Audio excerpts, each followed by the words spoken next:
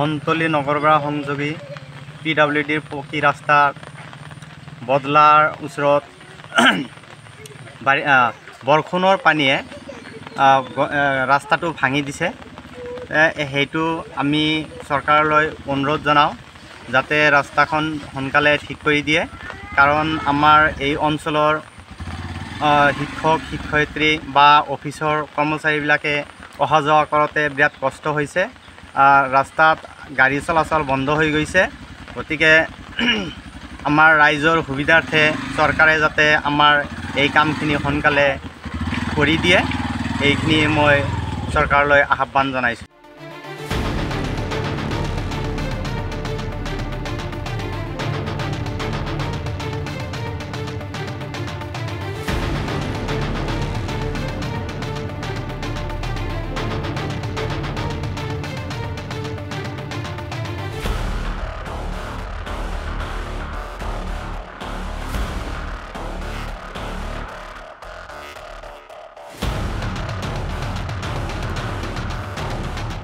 ধনতলী নগৰপৰা সংযোগী PWDৰ পকী ৰাস্তাৰ বদলাৰ ওচৰত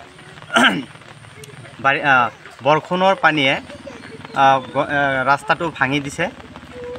সেইটো আমি চৰকাৰলৈ অনুৰোধ জনাওঁ যাতে ৰাস্তাখন সোনকালে ঠিক কৰি দিয়ে, কাৰণ আমাৰ এই অঞ্চলৰ শিক্ষক শিক্ষয়িত্ৰী বা অফিচৰ কৰ্মচাৰীবিলাকে অহা যোৱা কৰোঁতে বিৰাট কষ্ট হৈছে। ৰাস্তাত গাড়ী চলাচল বন্ধ হৈ গৈছে। গতিকে আমাৰ ৰাইজৰ সুবিধাৰ্থে চৰকাৰে যাতে আমাৰ এই কামখিনি সোনকালে কৰি দিয়ে, এইখিনি মই চৰকাৰলৈ আহ্বান জনাইছোঁ।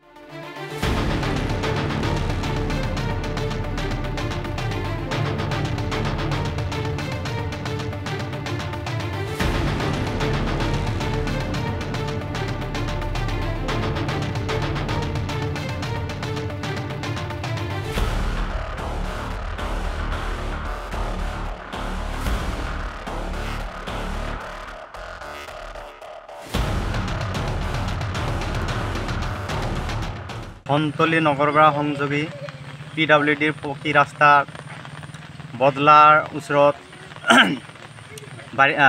বৰষুণৰ পানীয়ে ৰাস্তাটো ভাঙি দিছে। সেইটো আমি চৰকাৰলৈ অনুৰোধ জনাওঁ যাতে ৰাস্তাখন সোনকালে ঠিক কৰি দিয়ে, কাৰণ আমাৰ এই অঞ্চলৰ শিক্ষক শিক্ষয়িত্ৰী বা অফিচৰ কৰ্মচাৰীবিলাকে অহা যোৱা কৰোঁতে বিৰাট কষ্ট হৈছে। ৰাস্তাত গাড়ী চলাচল বন্ধ হৈ গৈছে।